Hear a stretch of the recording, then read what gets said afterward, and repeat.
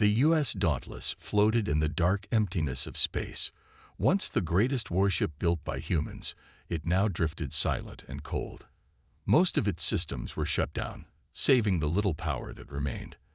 The ship looked dead to anyone who might see it, but deep inside, something still lived. Commander Ethan Wright wasn't a human. He was the ship's artificial intelligence, and he was dreaming. For 300 years, his mind had been mostly asleep, only small parts of him working to keep the ship alive. In his dreams, he saw flashes of the Great War, explosions lighting up space, and the faces of the crew he had once known. The Dauntless should have been destroyed in the final battle of the Great Galactic War. Both sides thought it was gone. The records said it had been blown apart by enemy weapons. But records can be wrong. Instead, the ship had been damaged and sent drifting far from any star system. Its engines were dead. Its weapon systems were offline. But its heart, the reactor core, still beat weakly, providing just enough power to keep Commander Wright partly awake and the human crew frozen in their sleep pods. Inside these pods lay 6 humans, perfectly preserved. Captain Alan Reeves, with his strong jaw and the scar across his left cheek. Lieutenant Commander Grace Miller, whose quick thinking had saved the ship more than once. Navigation Officer Peter Williams. Chief Engineer Samantha Rodriguez. Medical Officer Daniel Clark. And Communications Specialist Olivia Grant. None of them knew that 3 centuries had passed while they slept. The war they had fought in was long over. The consortium of allied worlds claimed victory over the Veloxian Empire. But victory came with a heavy price. Human civilization had been crushed. The people of Earth now lived under alien rule, scattered across many planets. They were no longer allowed to have their own military. Their history books were changed to hide the truth of what happened. Most humans now believe they had always been the weaker species, lucky to be protected by their alien allies. The Dauntless drifted on, carrying with it something precious, the truth.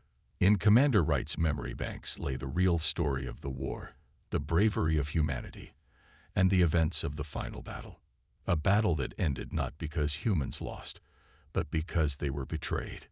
Year after year, the ship traveled through the emptiness. Stars slowly moved past. Dust gathered on its hull. Inside, the crew slept on, not aging, not knowing. Then one day, something changed. A signal cut through the silence of space, weak but clear. It was a human voice, calling for help. Commander Wright's systems began to wake up more fully. Power flowed a little stronger through the ship's circuits. The AI analyzed the signal. It came from a small human colony. A colony that, according to the ship's records, should not exist. The signal spoke of an attack, of people in danger. For the first time, in 300 years, Commander Wright had a purpose again. Deep in the ship's computers, programs started running that had been dormant for centuries. The cryostasis pods began their warming cycle. It was time for the crew to wake up. The Dauntless was no longer just drifting. It now had somewhere to go. And as its systems came back online one by one, the forgotten warship began to remember everything it once was. Amber Daniels sat at her workstation on Outpost Gamma 9, bored with her daily task of watching the space monitors. Nothing exciting ever happened at this small outpost. Then her screen lit up with an alert. Something big was moving toward them. "That's strange," she whispered to herself. She checked the readings again. The object wasn't sending the right codes. It didn't match any ship type she knew. But it was definitely moving with purpose, heading straight for them. "Senior Officer Harrison," she called out. Her hand shook a little as she pointed at the screen. "I think you should look at this." Kyle Harrison walked over. He had been working in space stations for 20 years. His hair was gray now, and his face had deep lines from years of worry. He looked at Amber's screen and frowned. "That can't be right," he said. "These energy readings, they look like old human military technology. That stuff hasn't existed for hundreds of years." Amber looked up at him. Could it be a mistake? Harrison shook his head.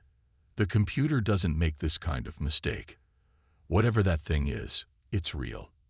and it's heading right for us. Meanwhile, inside the U.S. Dauntless, big changes were happening. The distress signal had woken up Commander Wright's full system. His artificial mind began to clear, like someone waking from a deep sleep. Files that had been locked away for centuries started to open. Memories came back. The ship itself was waking up too. Lights turned on. Engines began to warm. And the sleep pods where the human crew rested started their waking process. Inside the first pod, Captain Alan Reeves felt awareness returning.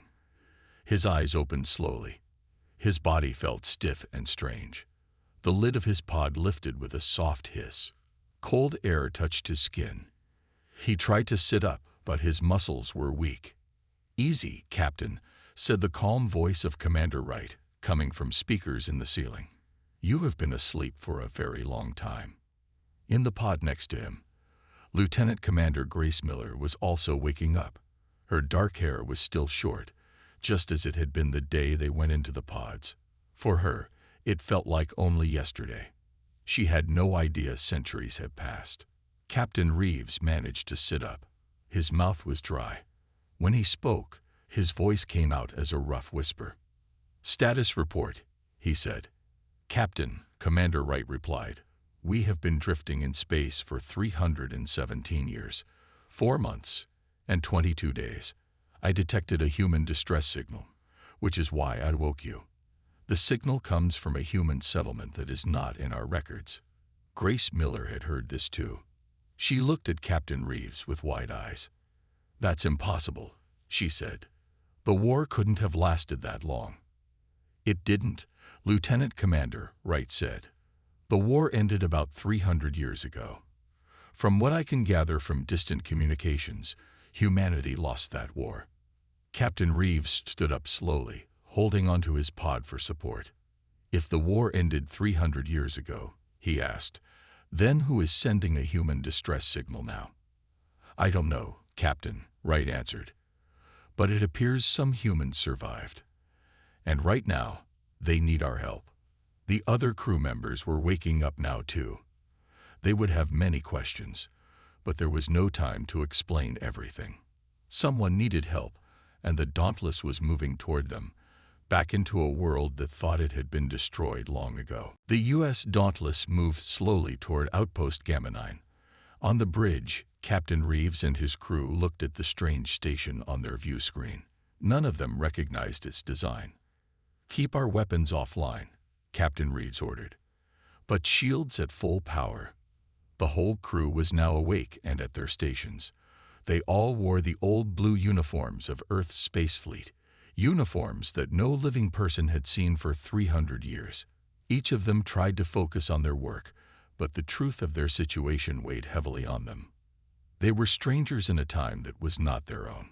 "The station looks partly human-built," said Samantha Rodriguez, the ship's chief engineer. She studied the readings on her screen. "But there are many parts I don't understand. The technology is different from what we know." "Captain," said Olivia Grant from the communication station, "they're calling us." "Put them on screen," Reeves replied.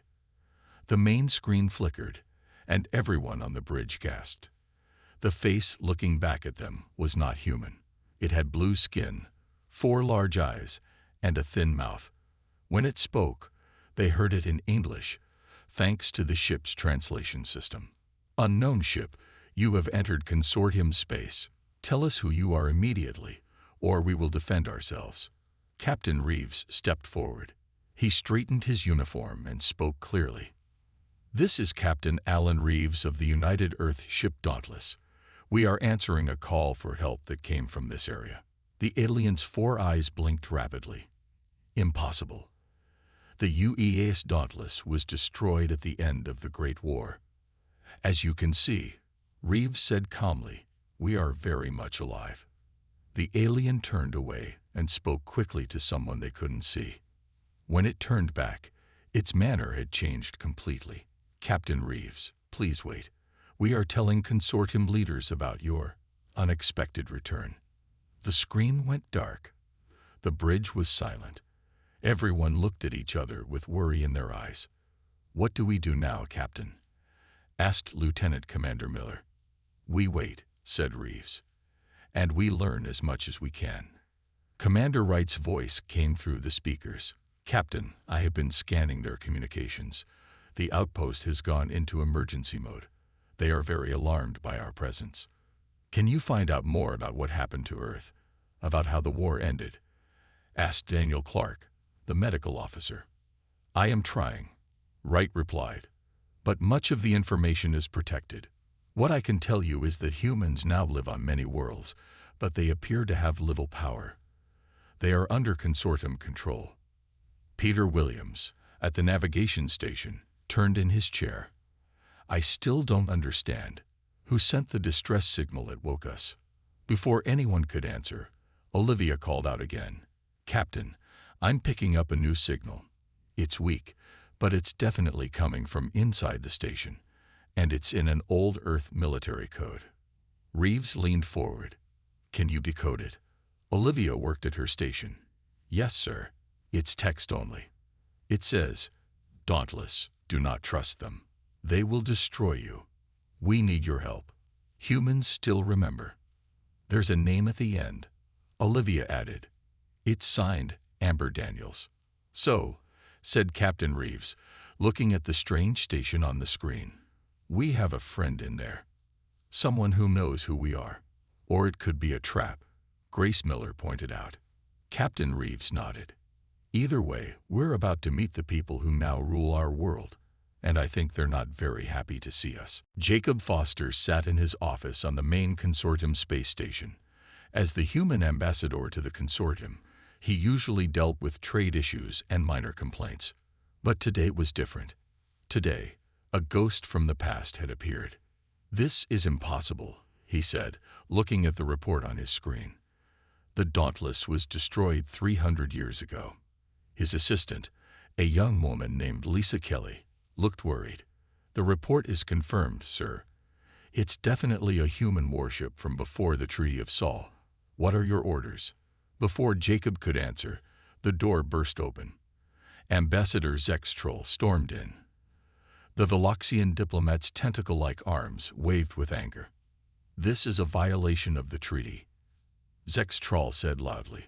All human military ships were supposed to be destroyed after the war. The existence of this warship threatens the peace we have kept for 3 centuries. Jacob stood up.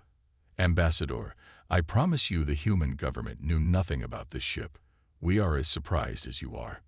Then you won't object when we take it apart, Zextroll said with a cold smile. Meanwhile, on the Dauntless, Commander Wright was busy. While Captain Reeves and the crew tried to understand their new situation, the ship's AI was searching through every bit of information he could find.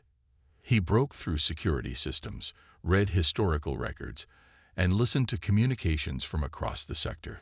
Captain, Wright's voice announced, I have finished my first search through the historical records. I think all senior crew should hear this. In the ship's meeting room, Wright's image appeared as a hologram. The 6 crew members gathered around the table. The war ended 300 years ago with humanity's defeat, Wright began. But there are many things in the official story that don't make sense. What do you mean? Asked Grace Miller. According to consortium history, Earth surrendered after the Battle of Proxima Centauri, when the Veloxian fleet threatened to attack Earth itself. That's wrong, said Grace Miller, leaning forward. We were winning at Proxima. The Veloxian ships were running away. Exactly, said Wright. Also, the peace treaty was very harsh. Humans lost the right to have their own military. Their history was changed to remove many of their achievements. Most humans today believe they have always been weak and needed alien protection. Captain Reeves looked troubled. What are you saying, Wright? I believe humanity was betrayed, the AI said. Not by the Veloxians, but by our supposed allies. The consortium used the war as a chance to make sure humans would never become powerful enough to challenge them. The room was silent as everyone took in this information. There's more, Wright continued. I found secret orders that were sent just before we lost contact with Earth Command. We were ordered to retreat from the main battle, even though we had a new weapon that could have helped win the war. Who gave that order? Asked Reeves. Admiral Eli Carson of the Arcturian fleet. He was supposed to be our ally. Peter Williams slammed his hand on the table. They wanted us to lose. They set us up. At the outpost, Amber Daniels was taking a big risk. She had managed to send one message to the Dauntless, but now the station security was looking for her. She hid in a maintenance tunnel, using her technician's tablet to access the station's communications. She needed to warn the Dauntless again. A consortium battle group was on its way. Their orders weren't to escort the human ship. They were coming to destroy it, and everyone on board. They're afraid, she whispered to herself as she typed another message. They're afraid because the Dauntless remembers the truth. The Consortium Council had called an emergency meeting. All the representatives from the different alien races sat around a large table. In the center, a hologram showed the U.S. Dauntless floating near Outpost Gamma 9. Ambassador Jacob Foster stood before them, trying to stay calm. He had never expected to defend a warship he hadn't known existed until yesterday. The Dauntless is no threat, he argued. It's an old ship. Its weapons are 300 years out of date. High Counselor Vrelnax, the tall blue Arcturian representative, leaned forward. Our information says otherwise. The Dauntless was part of Earth's Black Fleet. These were special ships with powers far beyond what was publicly known. Foster blinked in confusion. He had never heard of any Black Fleet in the history lessons he had learned. On the Dauntless, Wright had made another important discovery. Captain, I have opened my sealed memory files. I now remember why we were separated from the main fleet during the final battle. The screen in the meeting room showed a map of the solar system from the year 2735. The Dauntless had been positioned near Neptune, far from the main battle that was happening near Mars. We were carrying a new type of weapon, Wright explained.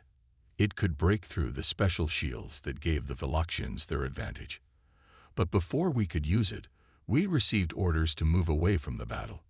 Who gave those orders? Captain Reeves asked. Admiral Eli Carson of the Arcturian fleet. He was supposed to be our highest-ranking ally in the Combined Defense Force.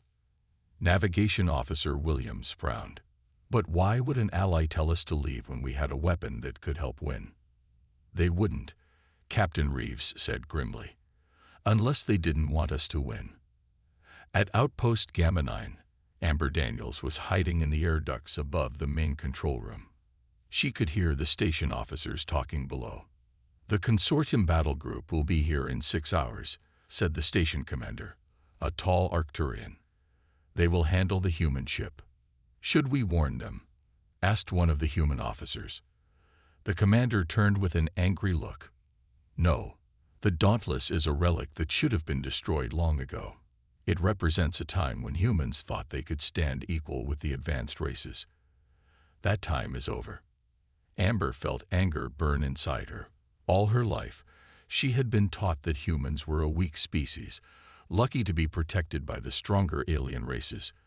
But she had also heard old stories passed down in secret, stories of a time when humans had their own powerful fleet and were respected across the galaxy.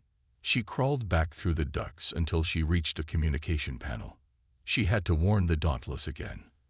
On the ship, Olivia Grant received another message. Captain, it's from Amber Daniels again. She says a consortium battle group is coming. 6 ships, heavily armed. They'll be here in 6 hours. Captain Reeves looked at his crew. Options. We could run, said Peter Williams. The Dauntless is still fast. Run where? Asked Grace Miller. We have nowhere to go. We could surrender, suggested Daniel Clark. Maybe they would listen to our side of the story. No, said Samantha Rodriguez, who had been quiet until now. They won't listen. They'll destroy this ship and everything it represents, everything it remembers. Captain Reeves nodded slowly. Right. What's the status of our weapon systems? All systems can be brought online, Captain, but our weapons are old compared to current consortium technology. But we have something they don't know about, said Reeves. The prototype weapon we were carrying. Is it still functional? Wright paused before answering. Yes, Captain. The phase shift disruptor is still operational, but using it would reveal that we have technology the consortium has tried to keep secret for 300 years. Good, said Reeves with a determined look, because I think it's time for some truths to be revealed. The Dauntless's sensors picked up the approaching consortium ships when they were still far away. 6 ships coming toward us, Commander Wright reported. 2 Arcturian cruisers, 3 Veloxian destroyers, and 1 ship that seems to be human-built but has consortium markings. Captain Reeves frowned. Human-built. We have our own ships now. In a way, Wright answered. The records show that the Terran Alliance is technically independent, but it is really controlled by the consortium. Their ships are built to consortium designs and have human crews with alien officers in charge. A message came through. On the screen appeared a human woman with gray-streaked dark hair. She wore a uniform with consortium symbols. UES Dauntless. This is Admiral Eleanor Ward of the Terran Alliance ship Concordia. You must shut down your engines and prepare to be boarded. Your ship will be taken to Consortium Space Dock Alpha for inspection and taking apart. Captain Reeves stepped forward. Admiral Ward, this is Captain Alan Reeves. By what right do you order a United Earth ship to surrender? Admiral Ward's face showed no emotion. By the right given in the Treaty of Seoul, Captain. Earth's military was dissolved 300 years ago. Your ship now belongs to the consortium. We never agreed to that treaty, Admiral, Reeves said firmly. And from what we've learned, that treaty was signed because of lies. The consortium betrayed humanity. Ward's expression hardened. Be careful, Captain. What you're saying is dangerous. We've opened our sealed records, Admiral. We know what really happened at Proxima Centauri. We know about the Black Fleet, and we know why the Dauntless was ordered away from the final battle. For the first time, Admiral Ward looked worried. Then you know you can't win. Shut down your systems, Captain. Don't make this harder than it needs to be. Reeves looked at his crew. Each face showed the same determination. Admiral, he said, turning back to the screen, the Dauntless was built to protect humanity. That job hasn't changed, even if the threat has. We will not surrender. The screen went dark. Grace Miller moved to stand beside Captain Reeves. They have 6 ships, sir. We're just one old warship. Reeves nodded. Yes, but we have 2 things they don't expect. First, our ship remembers the truth. Second, we still have our secret weapon. The phase shift disruptor, said Samantha Rodriguez. I've checked it. It's ready to use. Good, said Reeves, because I'm betting those consortium ships still use the same shield technology the Veloxians used in our time. If that's true, we can shut down their shields. On the consortium flagship, Admiral Ward was giving orders. Target their engines and weapons first. I want that ship disabled, not destroyed. There may be valuable technology aboard. Her first officer, a tall Arcturian, looked troubled. The High Council's orders were clear. The Dauntless is to be destroyed completely. Ward hesitated. She was human, after all. Destroying a ship from Earth's golden age felt wrong. But orders were orders. Very well, she said quietly. All ships prepare to fire. But back on the Dauntless, Wright suddenly called out, Captain, I'm detecting something strange. The human crew members on the Terran Alliance ship are arguing with their alien officers. I'm picking up transmissions between human crew members on different consortium ships too. What are they saying? Asked Reeves. They're talking about us, Wright replied. News of our return is spreading. Humans across the sector are sharing the story. Some are saying it's a sign that the old days could return. Captain Reeves smiled for the first time since waking up in this new world. Broadcast on all frequencies, he ordered. Send everything we've discovered about what really happened 300 years ago. Tell the truth about how humanity was betrayed. Let everyone hear it. The consortium ships are moving into attack formation, Wright warned. Let them come, said Reeves. The Dauntless remembers. And soon. all of humanity will remember too. The consortium ships opened fire first. Bright beams of energy shot across space toward the Dauntless. The old warship shook as the shots hit its shields. Shields holding at 82%, Wright reported. Return fire, Captain Reeves ordered. Target their engines only. We're not here to kill anyone. The Dauntless fired back. Its weapons might have been old, but they were still powerful. Two of the Veloxian destroyers spun out of formation as their engines were hit. Meanwhile, Commander Wright was sending a message on all frequencies. He was broadcasting the truth about the Great War, the betrayal at Proxima Centauri, and how humanity had been kept down for 300 years. Across the consortium, humans were receiving the message. On colony worlds, on space stations, and on ships, they listened to the story of how their ancestors had been betrayed. On the Concordia, Admiral Ward was facing trouble. Several of her human crew members had stopped following orders. Fire again, she commanded. No, Num, said her weapons officer, a young human man. I won't fire on the Dauntless. Similar things were happening on other ships.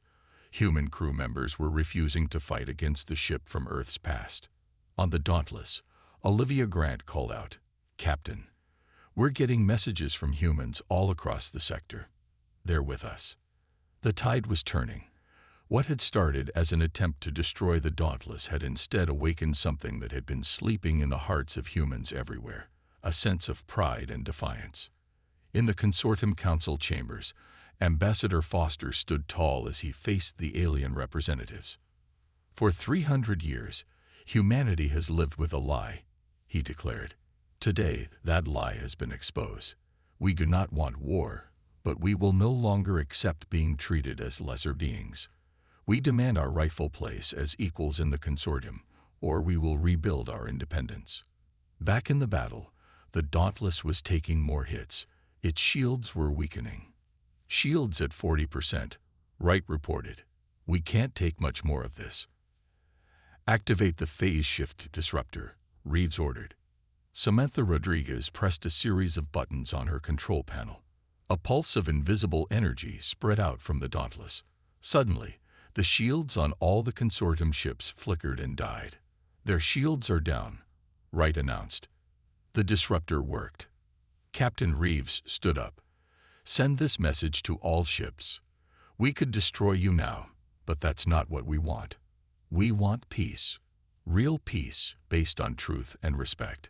On the Concordia, Admiral Ward watched as her ship's systems failed. She knew the Dauntless could now easily destroy her entire fleet. But instead, they were offering peace. Stand down all weapons, she ordered. Open a channel to the Dauntless. When Captain Reeves's face appeared on her screen, she simply said, We're listening. In the days that followed, the story of the Dauntless spread throughout human space. The old warship became a symbol of hope, a reminder of a time when humanity stood proud and strong. The consortium leaders had no choice but to negotiate. The truth was out, and they could not put it back in the box. Humans everywhere were demanding change. As Captain Reeves looked out at the stars from the bridge of his ancient warship, he felt proud. Their long sleep had not been for nothing. The Dauntless had been forgotten by the galaxy, but now it was remembered, and with it, the true spirit of humanity had awakened once more. What happens now? Asked Grace Miller, standing beside him. Now, said Reeves with a smile, we help humanity remember who they really are. And then, we help them build a better future, one where all species truly stand as equals. The Dauntless had returned, and it had changed everything.